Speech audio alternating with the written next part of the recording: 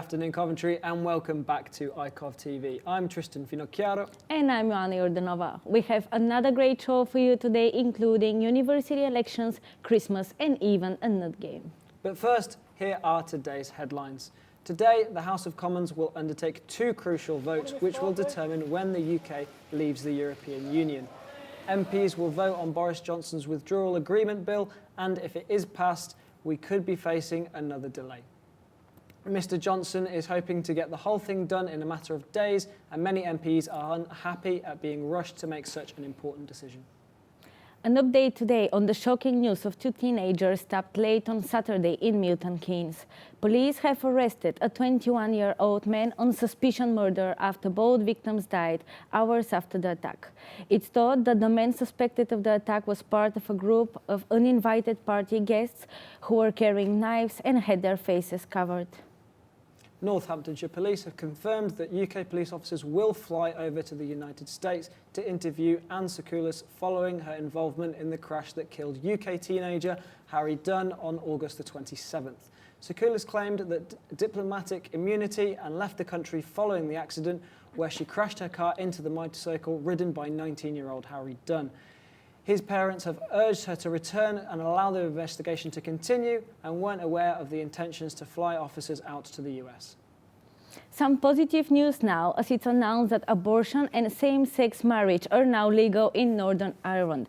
It came into force at midnight last night after strong opposition from the Democratic Unionist Party. The UN Committee of the Elimination of the Discrimination Against Women have recommended high-quality care concerning abortion in public health facilities, as well as making age-appropriate comprehensive education on the subject a compulsory part of educational program.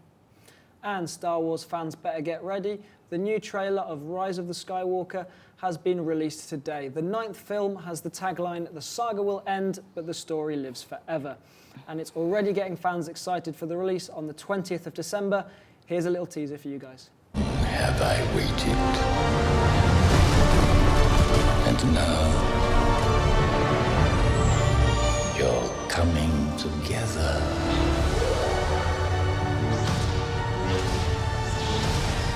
Is your undoing. What are you doing there, 3PO? Taking one Today's last headlines. look, sir. It's an important time for Coventry University and its student union. This week, voting takes place of a number of roles within the students' union, including of the selection of the union's president. Our reporter, Joe Pepper, went to the hub on Coventry University's campus to look into the elections further. During all of the political drama that Britain is currently undergoing during its attempt to leave the EU, on a slightly smaller scale, students at Coventry University currently have political decisions of their own to make. The polling for their autumnal elections for their students' union opened at 8 a.m. this morning. The voting is over 12 positions within the students' union, including, rather vitally, the union's president. Earlier today, I spoke with Nana Yeboah Akoto Bamfo, candidate for the postgraduate taught officer position. Not call it a change of the teaching module, but a teaching module that allows us to also have some time to also get involved in social events and join other social groups like sports and other things, because I think it also keeps us healthy in the process. So, I mean, if I'm to go to class for 6 hours and I can only actually take in about 3 hours tops, the other 3 hours is kind of wasted. And I mean, if we could also put in some other extracurricular activities in the process. I know we are postgraduate students, but we deserve to have some activities apart from just class. Voting is set to take place over the next 3 days, with polling booths open to students in the hub, among other buildings around campus, including the William Morris building today, the Jaguar building tomorrow, and the Richard Crossman building on Thursday. These booths are open to students from 10 a.m. in the morning to 4 p.m. in the afternoon each day, and results are set to be announced on the 25th of October. Students intending to vote that are not on the campus can still vote. Online voting is available at cusu.org/elections until the polling closes at 8 p.m. on Thursday night. Believe it or not, today is National Nut Day, where we honor the healthy and nutritional snack loved by many.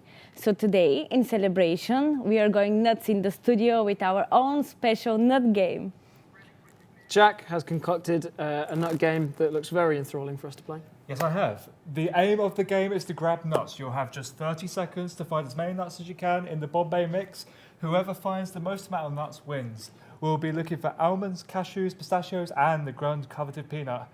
All nuts are worth 1 point, but for each piece of Bombay mix you remove, you will lose 1 point. So are you ready? Blindfolds on, please. Right, 3, 2, 1, go. Get in there. Right, 30 seconds. Go, go, go. Yeah, go on. Yeah. Right, dig right in there. Remember, Bombay mix means you'll lose points. Go on. Go on. 20 seconds left. It all feels the same, I swear. Dig right in. Get there, nuts. They're in there somewhere. Dig it in. They're in there. Go on. Keep going. 20 seconds. Keep going. Go on, they're in there. Go on, you just have to dig around. 5, 4, 3, 2, 1. Stop. Oh, well done. Well done. I'm afraid that means Joanna has won because Tristan, you have pulled out a huge amount of Bombay mix. Yeah, well, that counts, right? Well Joanna done. with the 2 points. Thank you. No worries. We really enjoyed playing that game. We hope you enjoyed watching us play as much as we enjoyed playing the game. Do you have a favourite nut? If so, tweet us your favourite nut at media_Icov with the hashtag National Nut Day. Moving on, Coventry is holding its Digital Expo 4. Starting from last Saturday, children can experience coding and participate in activities in the library. Today, Lancaster Interactive Archive will be bringing exhibitions to the library. Yuki has more. We're in the Coventry Central Library today, and this is part of their Digital Expo week. So every year they have a Digital Expo, and they have lots of different organisations from all over the city sharing some of the things they do digitally. And we have come along to show off our augmented reality and virtual reality. We're part of the Lancaster Interactive Archive, and we have a huge collection of Fred Lancaster, who is an inventor, an engineer, and we have his collection of notebooks and sketchbooks which have all been digitised. But crucially, it's an interactive archive. So to get that sort of message across, we use some really nice technology, the augmented reality and the virtual reality, to help tell his story about his inventions and his achievements. And we find that works really, really well.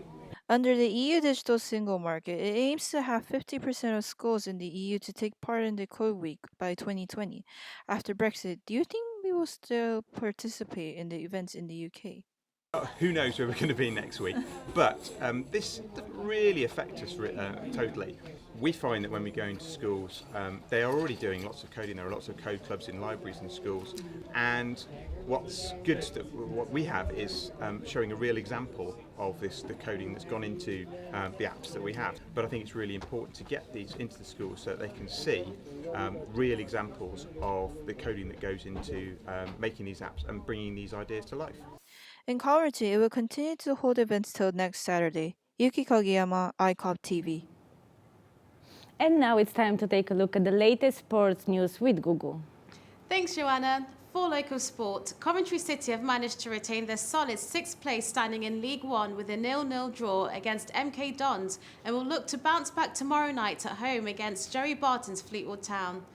In what some would call an upset, the opener of the Rugby Premiership season saw Wasps narrowly lose to London Irish through a mix of questionable calls and soft tries, and will have to really up their game if they're going to beat Gloucester away at the Kimsholm Stadium this Saturday. Over in the land of the rising sun, it has been the most exciting and tense weekend of the Rugby World Cup so far. 2 out of the 3 home nations made it through the semi-finals, with Ireland being outclassed as by a delectable performance from All Blacks and Japan, everyone's favourite second team. Couldn't repeat the miracle of Brighton 4 years ago, being dominated by South Africa in a 26-3 defeat. This weekend, the drama continues with England versus New Zealand and Wales versus South Africa. Will it be a home national final? Probably not, but one can only dream. And finally, in the world of motorsport, a Coventry University student and Icov presenter wrapped up 3rd place in the overall standings of the 2019 British Superbikes Dickies Junior Supersports Championship at Brands Hatch with a sublime performance. That's all the sports for now. Back to the 3rd placed man himself. Thanks for that, Gugu, and thanks for the shout out. Next, we have our reporter Gugu's story about Coventry's Open Christmas Volunteer Meeting. This inspiring organisation is looking for 100 volunteers and aims to give the homeless shelter, food and entertainment for 5 days in December. Here is an insight to their meeting which took place last Tuesday.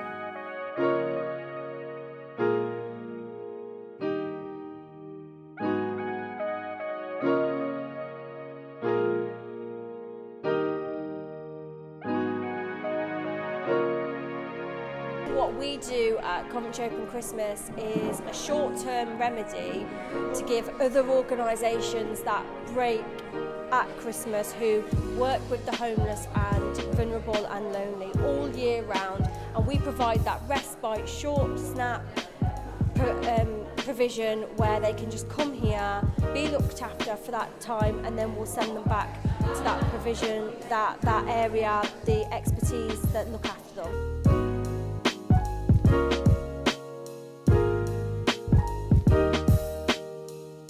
I realised when I was doing the cooking a few years ago that at night the guys and girls that are with us didn't have much to do. So being as I knew quite a few musicians, and I think entertainment and fun is a big part of looking after lonely people as well. So for the last couple of years now I've been getting our musicians in at night, we sing, we dance as well, we try and have a lot of fun. We also have to play the bingo because that's a must. They love the bingo, so we've got bingo sets and I get them to take it in turns to actually call the numbers out because we like to participate.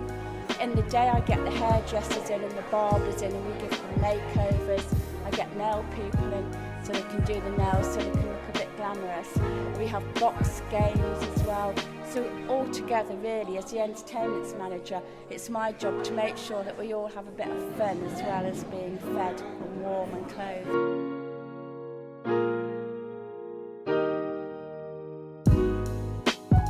The aim for Coventry Open Christmas is really simple and effective, just to provide a warm, safe environment for the lonely and homeless at Christmas, to give them food, shelter, warmth, entertainment, just to make them feel like they are wanted at Christmas. This year we're trying to make it bigger and better than before, so we've actually secured some more beds for the guests, some more camp beds for the guests to make them warmer, to feel like they're more comfortable. We are looking at doing more entertainment for the guests to keep them entertained during the day, so any kind of bands, music, games, anything like that. We're also trying to get some more beauty people in to try and give them makeovers and just to try and make them feel like everybody else at Christmas, really. We welcome people as you would a guest into your own home. We don't judge people, anybody's welcome. You could turn up, no questions asked. We're not there to ask questions. We're just there to help people. And now let's take a look at the weather with Jamie. Joanna. Hello and welcome to Icov Weather. I'm Jamie Gold and here's your forecast for the week. Today's been a mixed bag, mostly cloudy with a few spells of sunshine. The rest of the week is a different picture as it turns overcast going forward. The temperature will remain at the average of 12 degrees leading into next week. As the nights draw in, the days will be noticeably shorter, and you'll be happy to know that we get an extra hour in bed this weekend, thanks to the clocks changing on Saturday nights. That's your weather. Back to you guys. Thanks for that, Jamie. I'm glad we're getting that extra hour. And that wraps up our show for this week. Thank you very much for tuning in once again, and we hope you'll be back for next week's show at the same time, same place. Don't forget to reach out to us on all our social media channels. Our Twitter is media_Icov, or search icov.co.uk on Facebook. Thank you very much and goodbye.